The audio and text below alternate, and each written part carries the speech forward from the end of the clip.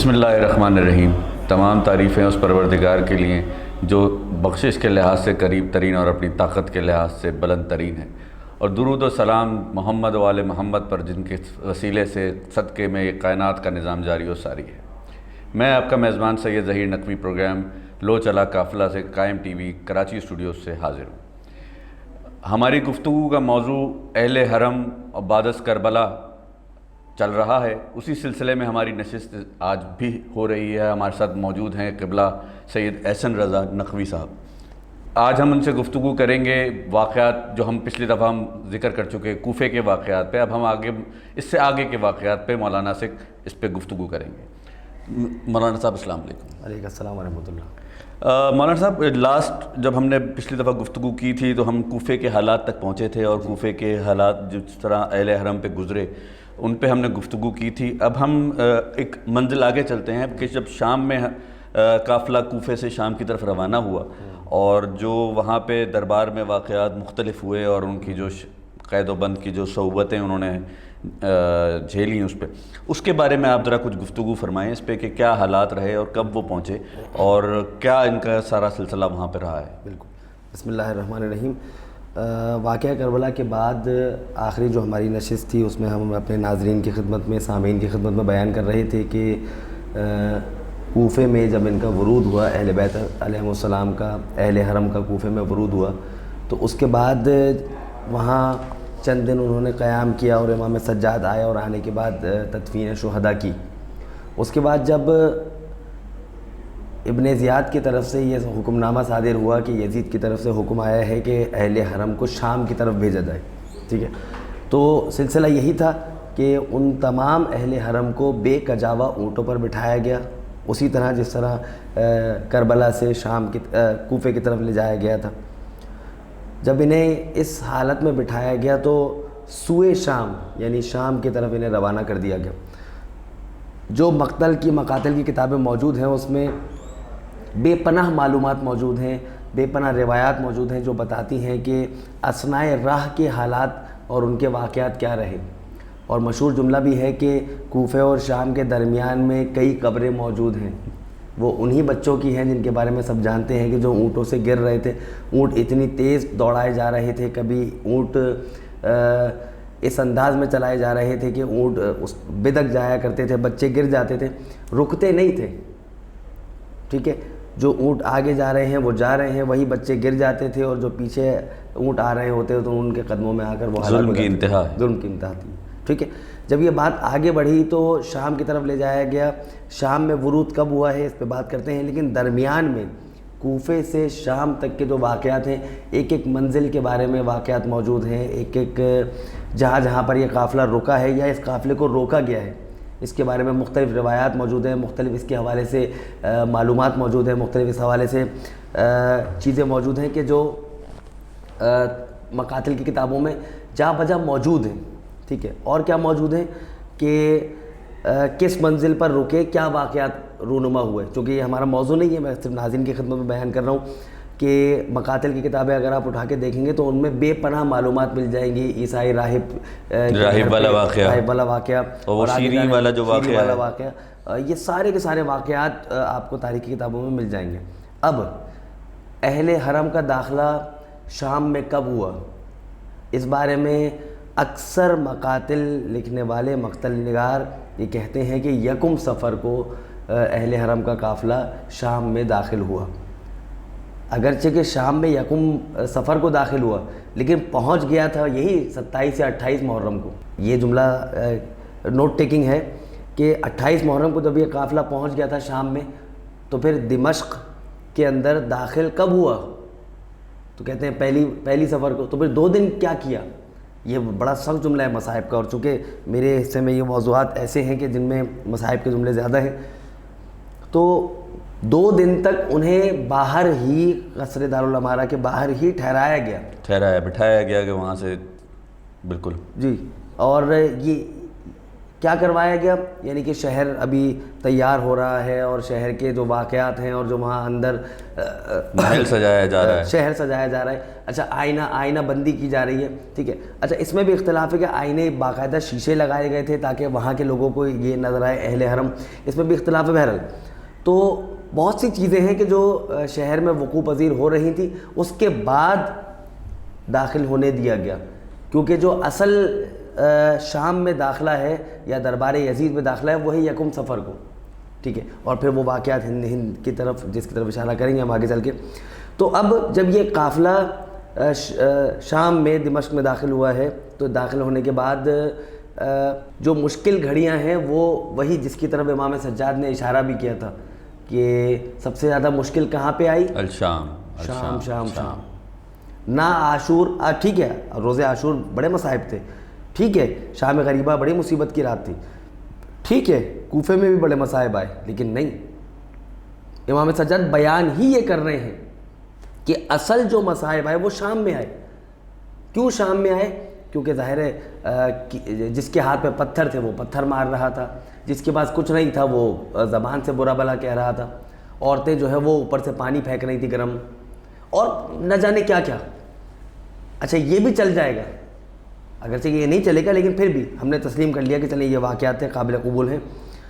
لیکن مشکل یہ تھی کہ بے مقنع و چادر بیویاں ہیں، نبی کی نواسیاں ہیں، علی کی بیٹیاں ہیں اور امام سجاد کی پھوپھیاں ہیں، بے مقنع و چادر کہ جنہیں دیکھنا ہے، لک آفٹر کرنا ہے امام سجاد کو. سب سے مشکل گھڑی وہی ہے. اب یہ قافلہ داخل ہوا یکم صفر کو یزید کے دربار میں. جب یہ یزید کے دربار میں داخل ہوا تو اس کے علیحدہ واقعات ہیں جن کی طرف ہم اشارہ کرتے تھے. یزید کے دربار میں داخلہ وہ بھی ایک بہت طولانی روایتیں ہیں کہ پہلے دروازے سے داخل ہوئے، پھر دوسرے دروازے سے، پھر تیسرے دروازے سے، اور پھر پتہ نہیں کتنے دروازوں سے داخل ہونے کے بعد جب اصل اس مقام میں وارد ہوئے کہ جہاں یزید کو آ کر بیٹھنا ہے.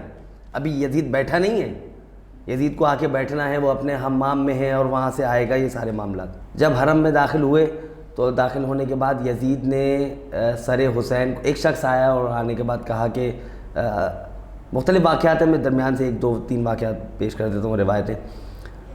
یزید تخت پہ بیٹھا تھا، سر حسین تخت کے نیچے تھا.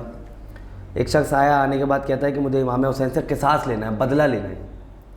تو اب کہا کہ حسین تو نہیں رہے، ان کا جسم، ان کا بدن جسد خاکی تو وہاں رہ گیا کربلا میں. سر ہے میرے پاس، سر حسین سے تو آ کے قصاص یعنی بدلہ لینا چاہتا ہوں، دشمنی نکالنا چاہتا ہوں، اس پہ تازیانہ مارنا چاہتا ہوں. ٹھیک ہے. جب بات آگے بڑھی تو کہنے لگا کہ ٹھیک ہے میں سر حسین سے قصاص لے لیتا ہوں، بدلہ لے لیتا ہوں. یہ کون سا سر ہے جس پہ نبی کریم چوما کرتے تھے؟ اللہ اکبر، بوسے دیا کرتے تھے، چوما کرتے تھے. ٹھیک ہے. اچھا پھر روایتوں میں یہ بھی ملتا ہے کہ یہ وہی لب ہیں کہ جن کے اوپر یزید لاٹھی مار رہا تھا، بے حرمتی کر رہا تھا. ٹھیک ہے. اور پھر ایک صحابی نے کہا کہ یہ تم کیا کرو، میں نے دیکھا تھا کہ نبی کریم ان ہونٹوں پر بوسہ دیا کرتے تھے. اچھا تو جب یزید کے بعد وہ شخص آیا کہ مجھے قصاص لینا ہے، مجھے بدلہ لینا ہے، پھر یزید نے کہا کہ ٹھیک ہے تو سر حسین سے بدلہ لے لیں. اب یزید نے سر حسین اپنے تخت کے نیچے سے نکالا. اب ذرا آنکھیں بند کر کے سوچئے گا کہ نکالا کیسے ہوگا. دیکھیں اگر یزید امام حسین کا احترام کرتا ہوتا تو یہ نوبت ہی نہ آتی. بے شک اہل حرم یہاں موجود ہیں، سامنے کھڑے ہیں، کوفہ اور کربلا کے واقعات اور شام کے واقعات. نہیں، احترام کرتا ہوتا تو پھر یہ واقعات نہیں ہوتے. احترام نہیں کرتا تھا. اس نے سر حسین کو باہر نکالا. احترام کرتا تو پھر احترام سے نکالتا، اول تو یہ نوبت ہی نہیں آتی. اس نے بالوں سے پکڑ کے سر حسین کو آگے نکال کے رکھا. اللہ. اور آج دنیا کہتی ہے کہ جناب یزید نے کچھ نہیں کیا، یزید کا قصور نہیں ہے. بالکل.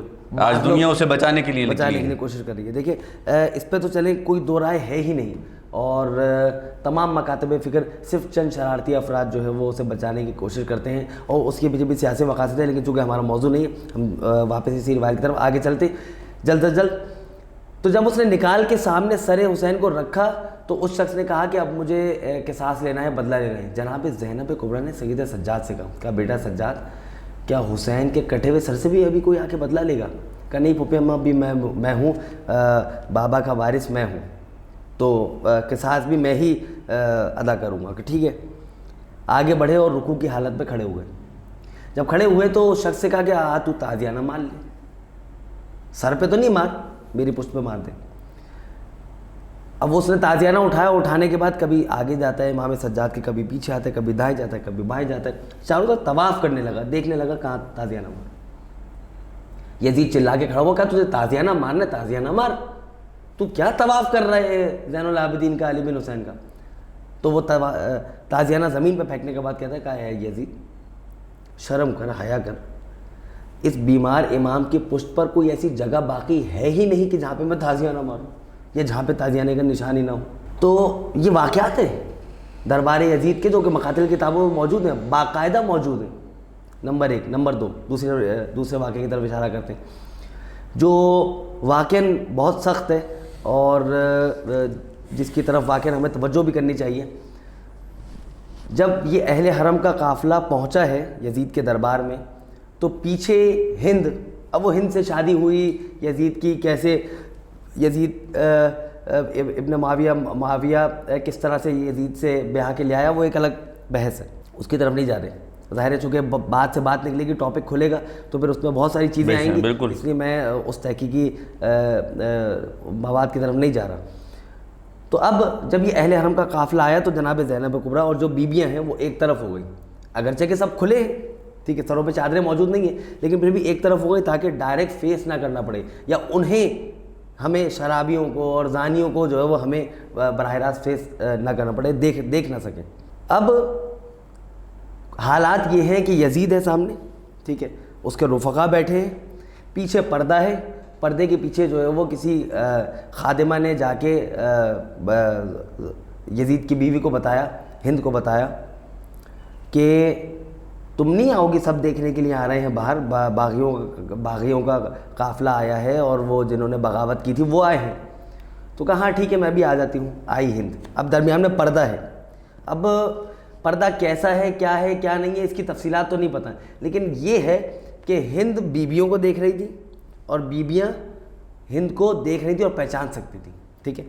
تو جناب زینب کبریٰ سے جناب ام کلثوم نے کچھ کہا, تو جناب زینب نے جناب ام کلثوم سے کہا کہ بیوی آپ پہچانتی ہیں ان خاتون کو جو پردے کے پیچھے کھڑی ہیں؟ تو جناب ام کلثوم نے کہا کہ نہیں میں تو نہیں پہچان پا رہی کون ہے یہ. اچھا کیوں نہیں پہچان پا رہی؟ روایت میں یہ جملہ نہیں لکھا ہوا کہ کیوں نہیں پہچان پا رہی, جبکہ دل ہمارا یہ کہتا ہے کہ جناب ام کلثوم یہ کہیں گی کہ اصل میں جب سے عباس کی شہادت ہوئی ہے تب سے نظر نہیں آتی ہیں چیزیں, کچھ بھی نظر نہیں آتا ہے, بات تمام. اب جب جناب زینب نے کہا کہ بیوی ام کلثوم سے کہا کہ ام کلثوم پہچانو یہ ہند ہے, تو جب غور سے دیکھا کہا کہ یہ ہند ہے, کہا یہ ہند پردے میں ہے جسے ہم نے پردہ کرنا سکھایا ہے, یہ پردے میں ہے اور ہم بے وقت نہ ہو چادر, اسی کے دربار میں, اسی کے شوہر کے دربار میں. وہ اس کے پیچھے بھی واقعات ہیں کہ ہند کو پردہ کرنا کس نے سکھایا, اور وہ یہ سارے واقعات, ہند اس طرف اہل بیت کی محبت ہند کے دل میں کیسے آئی, ٹھیک ہے, یہ اس کے پیچھے پورے واقعات ہیں کہ وہ بیمار تھی وغیرہ, یہ سارے واقعات. امام حسین کے صدقے میں جو ہے وہ اسے شفا بھی ملی اور اسے پردہ کرنا, حجاب کرنا بھی سیکھا. اب ذرا تلخ جملے ہیں, سخت جملے ہیں. جب ہند نے دیکھا تو ہند نے پہچانا نہیں ظاہر ہے بیویوں کو. اچھا پہچانیں گی بھی کیسے؟ دیکھیں روایتوں میں نہیں لکھا ہوا کہ کیسے پہچانیں گے. سخت جملہ یہ ہے کہ جناب زینب کبریٰ نے بالوں سے اپنے چہرے کو چھپایا ہوا تھا, مشہور یہی ہے کہ بالوں سے چہرے کو چھپایا ہوا تھا, ٹھیک ہے. اور دیکھیں اتنا سفر طے کرنے کے بعد جب ایک انسان پیدل بے کجاوا اونٹوں پر, تو جسمانی حالات بدل جایا کرتے ہیں, ٹھیک ہے. اچھا یہ علت اور معلول کی تھیوری ہے, اس کو بھی ذہن میں رکھیے گا, ناظرین کی خدمت میں پیش کر رہا ہوں. دیکھیں اگر یہ میری انگلی کاٹی جائے گی تو اس میں سے خون نکلے گا, ٹھیک ہے. اگر امام معصوم کی انگلی بھی کاٹی جائے گی تو اس میں سے بھی خون بہے گا, ٹھیک ہے. اگر میں پیدل یہاں سے 1000 کلومیٹر کا فاصلہ طے کر کے جاؤں گا تو میرے جسم کے حالات جو ہے وہ بدل جائیں گے, میرا رنگ بدل جائے گا. اب میں وہاں پہنچنے کے بعد جب کسی اپنے عزیز سے ملاقات کروں گا تو وہ مجھے پہچانے گا نہیں. بالکل علت اور معلول کی تھیوری کی طرح جب ہم غور کریں تو جناب زینب کبریٰ جب یہاں سے چلی ہیں تو وہاں پہنچی ہوں گی تو ہند کیسے پہچانے گی؟ نہ وہ حالات رہے, اور نہ وہ حالات ہیں کہ وہ نہ وہ ابا اور قبا اور نہ پردے کا عالم کہ جس عالم میں وہ دیکھتی رہی ہے. کیا بات ہے, واہ واہ. یعنی جو حالات ماضی کے رہے اس کو تو یہی عادت ہے نا کہ جناب یہ ناقابل یقین معاملہ ہے. جناب زینب کبریٰ علی کی بیٹی, اور یہاں سوچ ہی نہیں سکتا کوئی, وہ مطلب اب ذہن میں ہی تصور نہیں کیا جا سکتا ہوگا کہ یہ وہ ہوں گے. کیا بات ہے, آپ سلامت رہیں, ٹھیک ہے نا. یہی ہے. اب ہند سے ڈائلاگ ہے, کہا کہ من ای بلاد انتن، آپ جو ہے وہ کس شہر سے تعلق رکھتی ہیں؟ اچھا، یہ مولانا یہ واقعات قید خانے میں ہیں یا ادھر کے ہیں، یہ جو دربار کے ہیں؟ یہ دربار یزید کے ہیں، یہ ٹھیک ہے. یہ ایسے میں نے بیان کیا نا کہ بیویاں ایک طرف جا کے بیٹھ گئی، ٹھیک ہے، جہاں سے پردہ تھا، اور وہاں سے بیویاں خواتین کو دیکھنے کے لیے آ رہی تھی کہ یہ کون ہے باغی، ٹھیک ہے، اور اس طرف امام سجاد اور جو مرد حضرات ہیں، جناب سکینہ، بچے، اور وہ یزید کو فیس کیے ہوئے ہیں. اب جب ڈائلاگ ہوا تو کہا کہ آپ کس شہر سے تعلق رکھتی ہیں؟ من بلد المدینہ، ہم مدینے سے تعلق رکھتے ہیں. اچھا، جب مدینے کا نام سنا تو وہ اپنے تشت سے کھڑی ہو گئی، کرسی سے کھڑی ہو گئی. جانا پہچانا نام. تو کہا کہ آپ مدینے کا نام سن کے کھڑی کیوں ہو گئی؟ کہا کہ مدینے والوں کے احترام میں، آپ مدینے سے آئے ہیں. تو کہا کہ اچھا، مدینے کے بارے میں تم نے سنا اور کھڑی ہو گئی، تو بتاؤ مدینے میں تمہارا ہے کیا ہے تمہارا مدینے میں؟ کہا کہ مدینے میں میرا مولا حسین ہے، ان کی بہن جناب زینب کبریٰ ہے، جناب ام کلثوم، ان کے شیر جری بھائی ابو الفضل عباس ہے، سب کا تذکرہ کیا. علی بن حسین ان کے فرزند ہیں، علی ہیں، امام زین العابدین، سب کا جب نام لیا تو نام لینے کے بعد کہا کہ اب بالوں کو سروں سے اٹھایا. جناب زینب کبریٰ نے کہا کہ ہند، تو نے پہچانا نہیں، میں زینب کبریٰ ہوں. تو مجھے کیسے پہچانے گی؟ پردہ کرنا ہم نے سکھایا تمہیں، اور تم ہمیں اس حالت میں دیکھ رہے ہو، تم کیسے پہچانو گی؟ جب یہ جملہ سنا، سنتے ہی اچھا، ہر شخص کو جس کو واقعہ کربلا پتہ چلا نا کہ امام حسین شہید کر دیے گئے، سب نے ایک ہی جملہ کہا ہے، اکثر نے یہی جملہ کہا ہے. محمد حنفیہ نے یہ جملہ کہا، جناب ام البنین نے یہ جملہ کہا کہ سب کچھ ہو گیا، ہم نے تسلیم کر لیا. لیکن یہ کیسے تسلیم کر لیں کہ عباس موجود تھے اور یہ سارے واقعات ہو گئے؟ کہا کہ نہیں، عباس پہلے شہید ہو گئے تھے. تو سب سے پہلے پوچھا کہ امام حسین شہید کر دیے گئے یا عباس جناب علی اکبر؟ تو جناب زینب کبریٰ نے ہند کو کہا کہ ہند، جس بی بی کی طرف تو اشارہ کرنا چاہتی ہے نا، وہ میں ہوں، زینب کبریٰ. اور وہ جو سامنے سر رکھا ہوا ہے وہ ہے سر حسین ہے. اس کے برابر میں جو سر ہے وہ علی بن حسین جناب علی اکبر کا ہے. اس کے برابر میں جو سر ہے وہ جناب ابو الفضل عباس کا ہے. کہا کہ یہ سب کچھ ہے وہ جو علی بن حسین امام سجاد ہے. کئی جو قیدی تمہارے سامنے کھڑا ہے یہ امام زین العابدین. اور بھی بہت سارے واقعات ہیں ناظرین کی خدمت میں ہم پیش کر سکتے ہیں. اچھا قبلہ، سلسلہ یہ واقعات کا سلسلہ کچھ ایسا ہے کہ ان گنت واقعات ہیں جن کے اوپر ہم گفتگو کر سکتے ہیں. قبلہ ہمیں ایک وقفہ مختصر کر لینا ہے. ہم حاضر ہوتے ہیں ایک وقفے.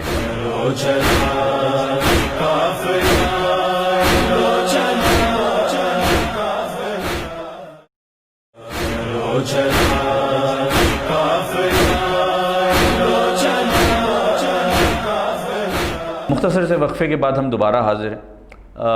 مولانا صاحب، ہم ابھی جو گفتگو کر رہے تھے اس پہ جو حالات رہے ہیں وہاں، اس میں اب حالات تو اتنے زیادہ ہیں کہ اس پہ ہم ایک نشست میں ہم اس کا احاطہ نہیں کر سکتے.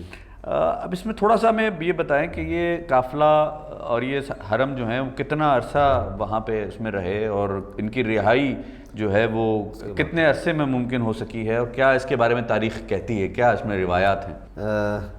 بہت شکریہ. دیکھیں، یہ ایک انتہائی سنگین اور تاریخ کی گہری بحث ہے کہ جس کی طرف آپ نے اشارہ کیا ہے.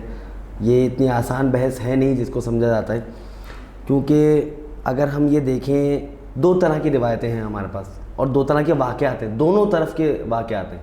اگر یہ تسلیم کیا جائے کہ اہل حرم کو 1 سال تک قید شام میں رکھا گیا، ٹھیک ہے، اور اس کے بعد اگلے سال جب وہ پلٹ کر آئے 1 سال کے بعد، اور پھر روز 40 کربلا میں وارد ہوئے اور پھر جابر سے ملاقات، یہ سارے واقعات یہ 1 سال کے بعد واقع ہوئے یا 61 ہجری میں ہی ہو گئے. 61 ہجری کے اندر ہی اہل حرم شام میں گرفتار کر کے لائے گئے اور قیدی بنا کے لائے گئے، اور اس کے فوراً بعد انہیں کچھ دن تک شام میں ہی رکھا گیا. جناب سکینہ کی شہادت 13 صفر کو ہوئی اور 14 ہی کو یزید نے رہا کر دیا، ٹھیک ہے، اور پھر 20 صفر کو چہلم والے دن اہل حرم واپس پلٹ کر آئے کربلا کی طرف، اور پھر 8 ربیع الاول کو تقریباً یا 9 ربیع الاول کو واپس مدینے پہنچے. اچھا، دونوں کے حوالے سے میں تھوڑے سے آپ کے سامنے دلائل دے دیتا ہوں، اور پھر فیصلہ جو ہم اپنے ناظرین کی اس میں رکھ دیتے ہیں ناظرین کی خدمت میں. لیکن میں اپنے دوستوں کو، دیکھنے والوں کو یہ پیغام دے دیتا ہوں کہ آپ اس بحث سے کہ اہل حرم کتنے عرصہ رہے، کیونکہ اگر 1 سال قید میں رہے غلط ہے، ٹھیک ہے، اگر 1 لمحے کے لیے بھی قید میں رکھا گیا تب بھی غلط ہے. یعنی یزید کی طرف سے یہ کام مکمل طور پہ غلط ہے، ٹھیک ہے. جائے کہ 1 سال 1 لمحے کے لیے بھی کیوں قید کیا گیا، پہلے تو ایشو یہ ہے، ٹھیک ہے. اچھا، اب دونوں طرف کے جو ہے وہ دلائل ہیں، دونوں طرفین کے، جو یہ کہتے ہیں 1 سال یا جو لوگ کہتے ہیں چند دن قید میں رہے. 13 دن قید میں رہے. یقیناً پہلی جب سفر کو داخل ہوئے ہیں، جو ہم بریک سے پہلے بات کر رہے تھے، تو اس کے بعد پھر انہیں قید کیا گیا اور 13 سفر کو یا 7 سفر کو جناب سکینہ کی شہادت ہے. اچھا، اس میں ایک ٹیکنیکل پوائنٹ اور بھی بیان کرتا ہوں کہ 13 کو اگر جناب سکینہ کی شہادت ہے اور 14 کو یزید نے آزاد کر دیا، ٹھیک ہے. وہ پھر اس واقعے کی طرف بھی ہم اشارہ کریں گے کہ جناب سکینہ کی شہادت کیسے ہوئی کسی اور پروگرام کے اندر. تو جب یہ نقطہ بڑا اہم ہے کہ اگر کربلا سے شام کی طرف، یعنی کہ 12 محرم 13 محرم یا چلے 15 محرم کو کوفے سے بھیجا گیا ہو شام کی طرف، ٹھیک ہے، تو 15 محرم سے یکم صفر تک 15 دن بنتے ہیں یا 16 دن بنتے ہیں، ٹھیک ہے. 16 دنوں میں ان کو بھیجا گیا کوفے سے شام کی طرف، ٹھیک ہے. اور اس کے بعد پھر یکم صفر سے لے کے 13 صفر تک یہ قید میں رہے شام میں، اور پھر 13 سے فوراً یہ کربلا آ گئے 7 دن کے اندر، جبکہ کربلا اور کوفے کا فاصلہ بہت زیادہ نہیں ہے، ٹھیک ہے. جب کربلا پہنچے ہیں تو پہنچے ہیں 7 دن میں. اچھا، اب جب شام کی طرف پہنچے ہیں تو اس میں 15 یا 16 دن لگے. تو یہ فرق کیوں ہے؟ یہ فرق اس لیے ہے کہ جب قیدی بنا کے لے جایا جا رہا تھا نا، تو اس وقت ہر شہر میں قیام ہو رہا تھا، استقبال ہو رہا تھا، قیدی آ رہے ہیں، آبادیوں میں سے لے کے جایا گیا، ٹھیک ہے. وہ جیسے کہتے ہیں کہ آپ مین روڈ سے لے کے نہیں جائے گا، گلیوں میں سے گزار کے لے کے جایا گیا تھا. تو یہ مسائل تھے. اچھا، اور واپسی میں چونکہ کوئی مقصد نہیں تھا یزید کا کہ اہل حرم کو یہاں سے واپس بھیجا جائے فوراً، کیونکہ میرا تخت حکومت جو ہے وہ ہل رہا ہے اور لوگوں میں بغاوت کی بو آ رہی ہے. تو یزید نے کہا فوراً انہیں آزاد کیا جائے، ٹھیک ہے. اچھا، جو زندان کے واقعات ہیں یا جو رہائی کے واقعات ہیں اس کی طرف اگر ہم غور کریں، جناب سکینہ پہ چونکہ ہم علیحدہ سے بات کریں گے، میں ان کی شہادت کی طرف اشارہ نہیں کر رہا ہوں، بہت ہی پردرد ہیں. یعنی دیکھیں، میں اور آپ جب مصائب پڑھتے ہیں تو ہم پورے مصائب پڑھتے ہیں، جناب عباس کے، جناب علی اکبر کے، ٹھیک ہے. اچھا، رونا بھی ثواب ہے، رولانا بھی باعث ثواب ہے، ٹھیک ہے. تو اب کیا کریں؟ اب اس کا طریقہ یہ ہے کہ جب اہل حرم کی رہائی ہوئی، جناب سکینہ کی شہادت ہوئی، تو اس کے بعد یزید کو اطلاع ملی کہ یہ جناب سکینہ کی شہادت ہوئی ہے، تو اس نے کہا کہ اب اس سے پہلے کہ بغاوت ہو، بچی کی شہادت ہوئی ہے، ان کو رہا کرو. رہا کرنے کے لیے وہی پھر 3 شرطیں اور وہ سارے واقعات ہیں. جلدی سے اسی روایت کی طرف اشارہ کر کے بات کو ہم وائنڈ اپ کرتے ہیں. یزید نے کہا کہ رہائی دو، ٹھیک ہے. امام سجاد تک پیغام آیا، جناب زینب کبریٰ، جناب زینب نے کہا کہ ٹھیک ہے، ہماری 3 شرطیں جو ہمارے لوٹے ہوئے تبرکات ہیں وہ. اچھا، اس نے قصاص کے بارے میں بھی کہا کہ تم قصاص لے لو، تو جس کے اوپر کوئی گفتگو رہی ہے، جی وہ بھی ایک بالکل. لیکن چونکہ امام سجاد نے کہا کہ قصاص وغیرہ کا معاملہ میرے ذمے ہے، ٹھیک ہے، وہ میں دیکھوں گا، لیکن فی الحال ہماری 3 شرطیں کہ آپ جو ہے وہ ہمیں لوٹے ہوئے تبرکات واپس کر دیں، ٹھیک ہے، ہمیں مدینے جاتے ہوئے کربلا کی طرف قیام کروائیے، اور ہمیں ایک رونے کے لیے گھر مہیا کیجیے کہ جہاں پہ ہم اپنے شہداء کے لاشوں پر گریہ کر سکیں یا ان کے تبرکات سامنے رکھ کے گریہ کر سکیں. دیکھیں، ہمارے لیے یہ درس بھی ہے. ہم تبرکات رکھے گی، یہ سیاہ لباس پہن کر ہی تو ماحول بنتا ہے، بغیر ماحول بنائے ہوئے تو نہیں گریہ ہوتا. لیکن جس طرح کے مصائب اور واقعات وہ دیکھ کر آئے تھے اہل حرم، انہیں کسی ماحول بنانے کی ضرورت نہیں، وہ تو گریہ ہی بالکل. دیکھیں، یہ جملہ بڑا اہم ہے کہ اہل حرم نے وہاں پہ مصائب نہیں پڑھے ہیں. یہ بھی بڑا جملہ ہے کہ بڑے بڑے مصائب پڑھے ہو پھر گریہ کر رہے ہو، نہیں. جب ایک ایک کر کے تبرکات آ رہے تھے، یعنی کہ سر آ رہے تھے، جناب قاسم کا سر آیا تو جناب فروہ نے آگے بڑھ کے لے لیا، ٹھیک ہے. جناب علی اکبر کا سر آیا تو جناب لیلہ نے سر آگے بڑھ کے لے لیا. اس طرح سے ہر ایک کے سر، جناب زینب کبریٰ نے امام حسین کا سر لے لیا، ابو الفضل عباس کا سر جناب کلثوم نے لے لیا. اب ہر بیوی مصائب نہیں پڑھ رہی تھی کہ عباس تمہارے بازو قلم ہو گئے تھے، عباس تم گھوڑے سے زمین پہ گر گئے تھے، نہیں. صرف ایک جملہ کہتے تھے، واہ عباسا ہو، بس یہ جیسے ہی جملہ کہتے تھے، کیونکہ بیویاں سب سامنے موجود تھی نا جب یہ واقعات ہو رہے تھے، تو اسی وقت ہی انہوں نے یہ سارے واقعات دیکھے. تو اب واقعات نہیں پڑھ رہے تھے، صرف اور صرف اس بات کی طرف اشارہ کر رہے تھے کہ واہ عباسا ہو، واہ علی اکبرہ ہو، واہ قاسمہ ہو، واہ حسینہ ہو.